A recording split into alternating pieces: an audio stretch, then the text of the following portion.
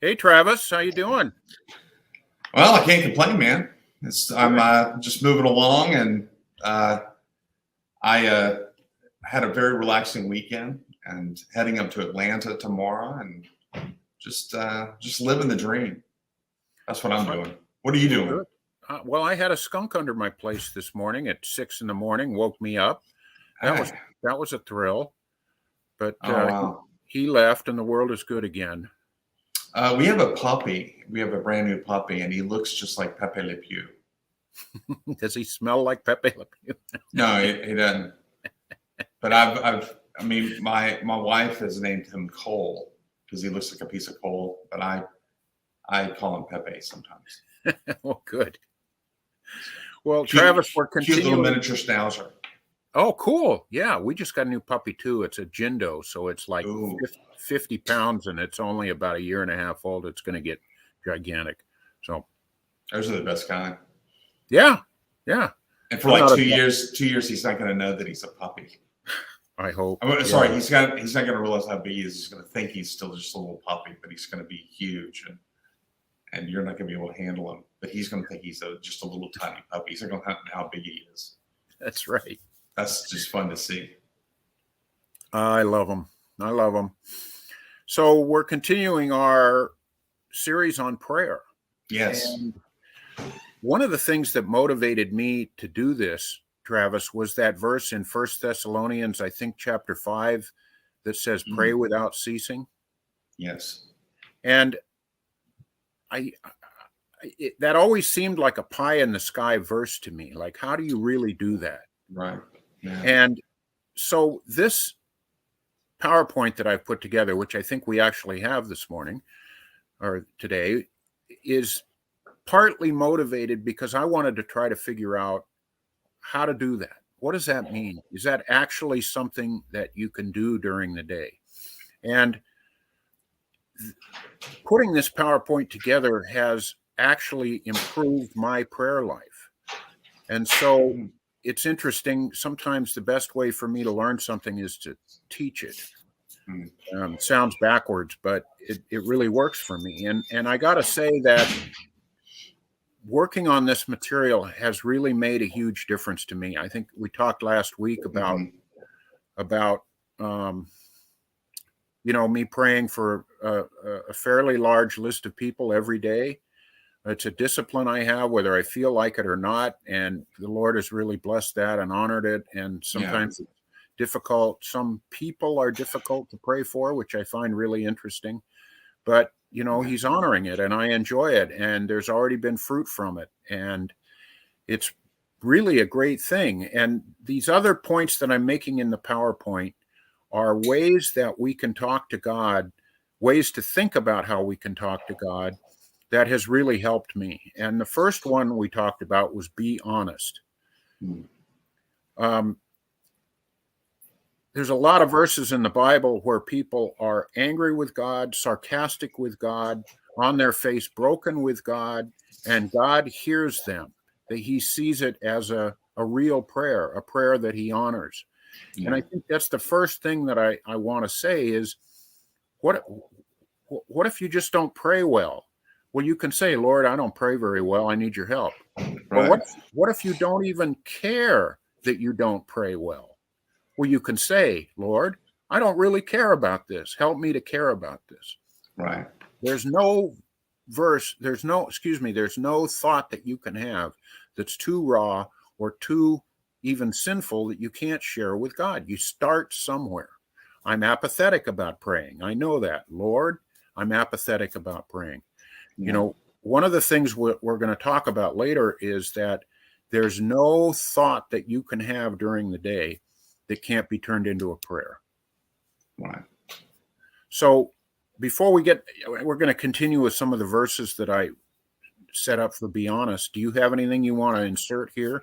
Only to add that I think that this is, we may have touched this on this last week, but I think that the kind of verses that you're about to put up for the audience are proofs that the book is inspired, in my opinion. Louis Sperry Chafer, the founder of Dallas Theological Seminary, said that the Bible is not a book that man would write if he could, or could write if he would. And what he's getting at is there's just a raw honesty going on all over the scriptures, Yeah. including the prayers to God. I mean, these are, the Habakkuk one that you're about to show is raw. He's hurting. He's yelling at God, going, "Why are you forcing me to look at iniquity? Why are you looking at iniquity? Aren't you too pure to look at iniquity?" That's right. that's the chapter that you're citing, and he goes on to say that. So it's jolting in a lot of ways to see yourself, or to reflect on this material, and going, "Oh, wait a minute, God inspired that." So I think that's the most important thing that we can say at the beginning of this study, that these are prayers inspired by God to God. That's right. So, That's right. Well, let's put that verse up, and we can talk about it while we're looking at it. So this is Habakkuk 1, verses 2 and 3. "O Lord, how long shall I cry for help, and you will not hear? Or cry to you violence, and you will not save? Why do you make me see iniquity, and why do you idly look at wrong?" Habakkuk's accusing God here of basically not being involved and not caring about it. It's a powerful verse. right. Absolutely. And yet Um, this go yeah. ahead. I want to hear your comments on this. Well, I'm just reflecting on the fact of what he later says. He says, "You can't look at wrong. So why are you looking at wrong?" Hmm. Yeah. In other words, why does he not just deal with it right now? And yeah, why doesn't he just end it? Right. So Yeah, I've had times like that where I feel like someone is doing me wrong or doing the world wrong, and the Lord could stop it, and he's not doing anything. And what's up with this? So, but the thing that's amazing about these verses is it's okay to say this stuff to God. It's okay. Our prayers are not supposed to be, right, socially acceptable, perfect sentence structure. right, absolutely. Yeah, I don't have much more to add to that other than just it's a jolting fact that this is a prophet saying this to God. Yes. Well, let's go to the next one then. This is from the Psalms. This is we know who spoke these words hundreds of years later. My God, why have you forsaken me? Why are you so far from saving me from the words of my groaning? Oh my God, I cry by day, but you do not answer, and by night, but I find no rest. Right. Eli, Eli, lama sabachthani. That's the Hebrew, and David is experiencing an intense amount of suffering. The way the psalm ends does indicate that this is not merely a reflection on his own experiences, but it's a reflection on how God is going to reconcile himself to people at the end of days. And so this is why we think this is a messianic psalm. And he will go on to say in verse 16 and 17, he speaks about his hands and feet being pierced. And even though the New Testament never quotes those verses per se, it is interesting that he uses the imagery of the piercing the hands and the feet. So this is not only, it's kind of a double entendre. This is not merely about David's own suffering, but this is a reflection upon, or a prophetic experience, if you will, of the future sufferings of the Messiah. Yeah. And one of the, I'm sure you know this better than I, but the Jews of the time of Jesus were so well versed in the scriptures that when Jesus says on the cross, my God, why have you forsaken me? To the educated Jew, it would have brought forth in his mind this entire passage, not just that line. It's like when we say, Luke, I am your father. it brings up the entire Star Wars canon, Yeah. right? Sure. Now, I will say the gospel writers address that, and you'll recall that many thought that he was calling on Elijah, because he said, "Eli, Eli." It looks like Eloi, Eloi, as the Greek transliterates the Hebrew, but it's pronounced Eli, Eli. He's saying, "My God, my God." But they hear, and you can imagine what's going on with Jesus. He's beat up. He can't hardly speak. I bet a lot of what he was saying was garbled. But the Hebrew, the Jews in general, and the religious leadership in particular, immediately think, well, oh no, he's calling on Elijah to save him. And this is one of the reasons why he does take a little bit of something to clear his mouth so that people can hear what he says, I think. When he says it is accomplished, and to the eyes I can speak, he's a little bit more vocal, because I think he's had his tongue touched with some liquid so he could actually speak. Yeah. There's that passage that says, behold the man, and it's obviously a sarcastic passage. Jesus must have looked almost not human, as much as he had been beaten. It's that passage just haunts me, and it makes this entire passage, Jesus crying to God, this entire passage, so much more understandable and compelling. And there's just no words for it. He's saying this entire thing, I think, to God the Father. It is, among the things, refutation of pantheism. Contrast this verse with what Yoda says to Luke: there is no why. So when Luke is asking questions like why, he's like, no, there is no why. The reason there's no why in the pantheistic worldview is because all things that happen are necessary. And so there's no rhyme. In a sense, there's no rhyme or reason. And in another sense, there is a rhyme or reason. Everything has to happen just the way it has to happen. And therefore, you're not allowed to ask why. And so when Christians say, when something very bad happens to them, when they say, I'm not supposed to ask God why, they're actually thinking in a pagan fashion.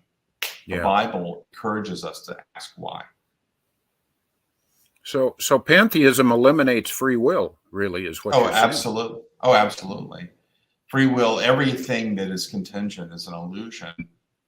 And since my free acts are not necessary, they are illusory too.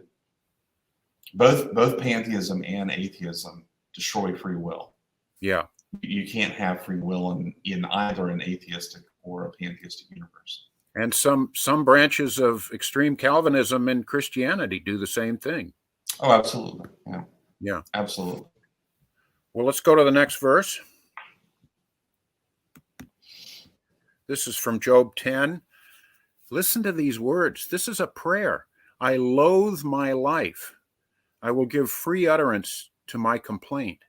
I will speak in the bitterness of my soul. I will say to God, do not condemn me. Let me know why you contend against me. Does it seem good to you to oppress, to despise the works of your hands and favor the designs of the wicked? Have you eyes of flesh? Do you not see as a man sees? Wow. Yeah. Yeah, I mean, for people that go to work and they watch people who they know are immoral people being promoted, for people who go to work and they try, but they're not really able to get a leg up in their career, for people who are struggling to make ends meet, and then they're looking around and they're extremely wealthy people just getting along fine. Yeah. This verse applies. I mean, God, or what I thought I was supposed to be a believer, and my life is not going so well, but look at what all these other people are accomplishing. We are to look at a verse like this and be comforted that, other people have gone before us who loved God, and yet they're felt same thing. They went through the same thing. Our response to this is to lean more heavily on God and to continue to live in the way he would have us live. Unfortunately, sometimes we get so overburdened and the feeling wells up in us that we start cutting corners ourselves and we lose our integrity. Yes. So, well, it's amazing. We don't worship a God of Islam. We worship the God of the Bible, and the God of the Bible is a God of love. And so he is willing to listen to prayers like this. He's willing to hear our heart. For us to be honest with him is something he wants. And look at this, Travis, in this verse. He's accusing God of oppressing and he's accusing him of hating the works of his own hands. Like he's changing his mind, like God did this and now he hates it. And he's favoring the designs of the wicked. Those are just powerful, powerful words. Yeah, and notice on the one hand, he's saying all good things come from God, and here I am trying to follow your law, which comes from you. Wicked things never come to God, so why are you blessing that instead of the thing that you yourself committed us to do, and the things that you are actually helping us do, and the things ultimately that you created? We who are made in your image, who are trying to follow your law, we're suffering here, and the wicked who are doing things that you had nothing to do with. God can't create evil. He can't do wickedness. So why are these people being blessed? Yeah. I think the other thing to consider is we often talk about Christophanies in the Old Testament. These would be manifestations of God or Christ, and they ring as Christophanies in the sense that here's Yahweh appearing to Abraham or appearing to Joshua or whoever in the form of a man. And I see this as God's preparing his people for the actual incarnation. But sometimes we fail to remember that the poetry itself is a kind of Christophany as well. It's a Christopathism. That's my term. An anthropopathism is describing to God a human emotion. Well, this would be a Christopathism is showing that God longs to feel what we feel. But, as an impassible being, he can't do that. But when he incarnates himself in the person of Christ, he will be able to understand experientially who we are and what we're going through. That's a really good distinction, Travis. It's easy to imagine a God, even an infinite God of love, who can imagine any circumstance. But that doesn't mean that he actually experiences it. Sure. That's a really profound thought. And for God to incarnate himself in Jesus Christ and suffer and die means that God actually experienced those things, not just had them as a possibility or an imagining in his mind. Absolutely. When we sometimes I've read theologians, heard sermons. I've never heard a theologian actually say this, but I've heard people speak this way. They almost speak about Jesus on the cross, quoting Psalm 22, my God, why have you forsaken me? As if to say that Jesus was sort of stoically hanging there, and quoted that verse only to reference the prophecy to let us know he's fulfilling prophecy. And I think that's a bad way to read the story. I think a better way to read the story is to say that Jesus was actually suffering this, in which case God incarnate was suffering this. His person suffered. The person that we call God the Son suffered. Which means the entire Godhead, the entire Trinity was suffering. In the sense that there was a kind of separation between the members of the Trinity in that sense. Yeah. There was a relational bifurcation.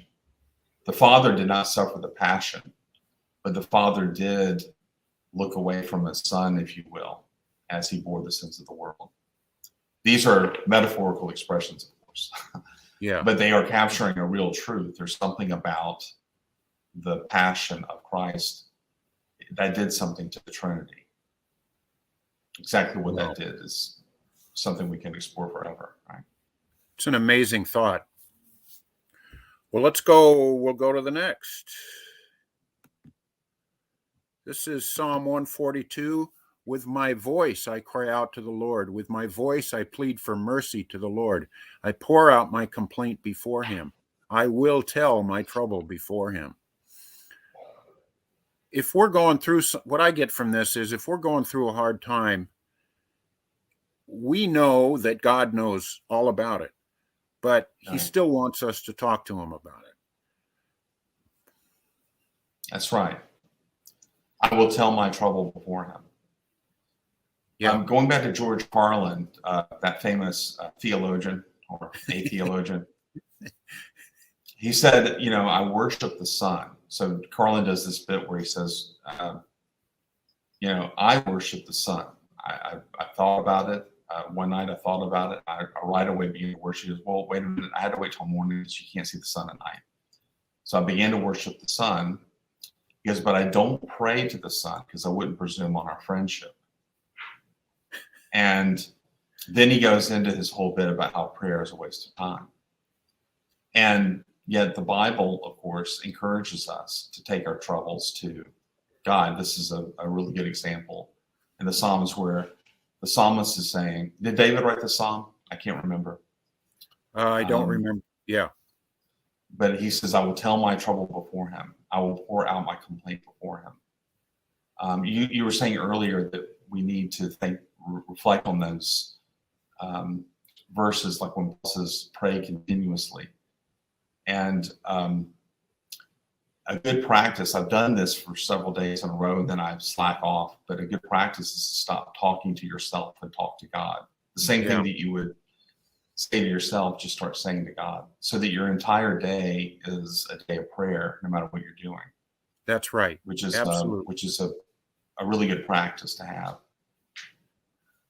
Later on, we're gonna do be conversational, and that's exactly where I'm headed with that. So that'll be in the future. Okay, we'll keep going here. Here we've got Matthew 26. This is Jesus speaking. Then he said to them, my soul is very sorrowful, even to death. Remain here and watch with me.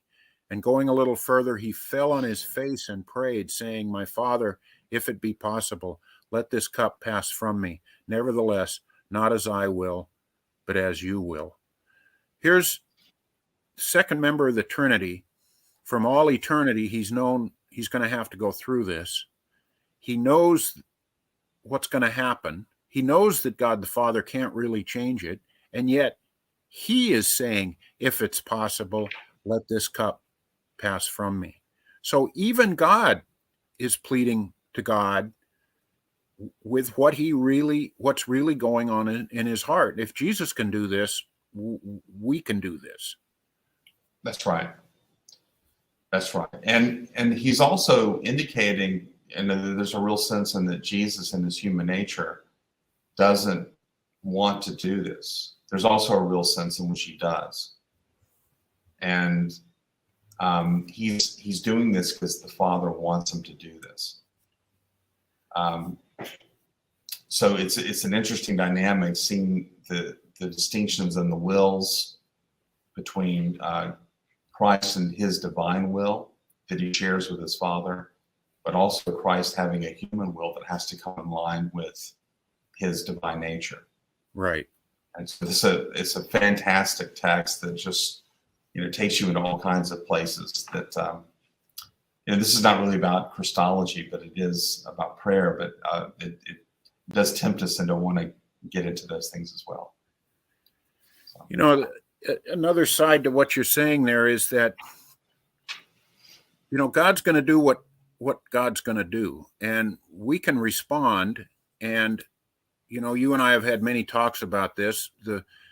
from our point of view, the future is open. We don't know how it's going to play out. And we change the future with our responses. And yet, and so there's a sense in, of course, that we are the creature and he is the creator. And yet he's inviting us to speak to him like this. He's not just saying, look, tough it out. This is the way it is. I don't want to hear from you. You know, I'll see you at the second coming. He's saying, Right.